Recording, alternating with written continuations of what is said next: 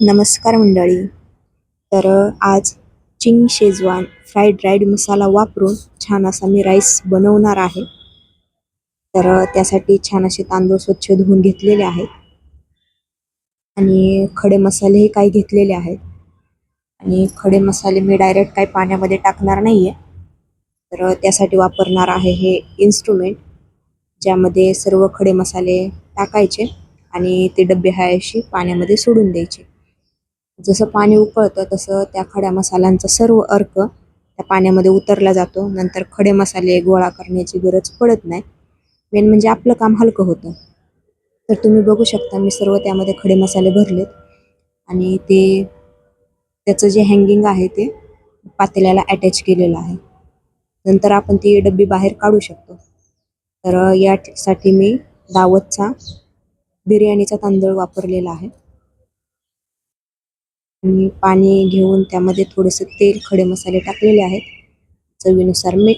आणि बघू शकता तुम्ही पाण्याला किती छान कलर आलेला आहे, जो की खड्या मसाल्यांचा आहे. त्यानंतर म्हणजे कसं आपल्याला ते खडे मसाले नंतर गोळा करण्याचं किंवा शोधण्याचा जास्त त्रास होत नाही.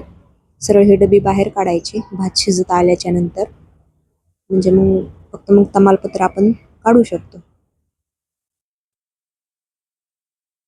छान असा भात मी वाफवून घेतलेला आहे. तोपर्यंत छान अशा सर्व भाज्या छान चिरून बारीक घेतलेल्या आहेत. सुरुवातीला कांदा परतलेला आहे. कधी हा असा मी मसाला वापरून राईस कधी बनवला नाहीये. आईंना दुपारी दिसली ही पुडी, तर मग आई म्हटल्या घेऊन आल्या. म्हटलं बघूयात एकदा ट्राय करून कसा लागतो तो.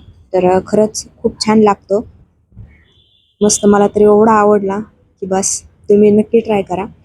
काही जास्त भाज्या नसतील तरी चालतील. जेमतेम आता सीझन आहेच मटारचा, तर मटार घातलं तर खरंच खूप छान आहे आणि हेल्दी आहे. कारण ह्या मसाल्यामध्ये खरंच जादू आहे. एकदम भाताची टेस्ट म्हणजे चेंजेस होतीये. थोडासा म्हणजे मसाला तिखट आहे की नाही ह्या हिशोबाने मी घरगुती लाल मिरची पावडर थोडीशी टाकली आणि त्यानंतर मग ही मसाल्याची एक पॅकेट मी त्याच्यामध्ये टाकलेलं आहे. आणि खूप छान आणि टेस्टी राईस लागतो. तुम्ही हे नक्की ट्राय करा. आणि खरंच तुम्ही जर हा राईस ट्राय केला ना, तर तुम्ही सुद्धा म्हणाल खरंच मसाले भात आपण जो करतो त्यापेक्षा हा खूप छान लागतो. पर्सनली मला तर खूप आवडला. तुम्ही बघू शकता किती छान त्याचं टेक्स्चर आलेलं आहे आणि राईससुद्धा खूप सिल्की सिल्की झालेला आहे.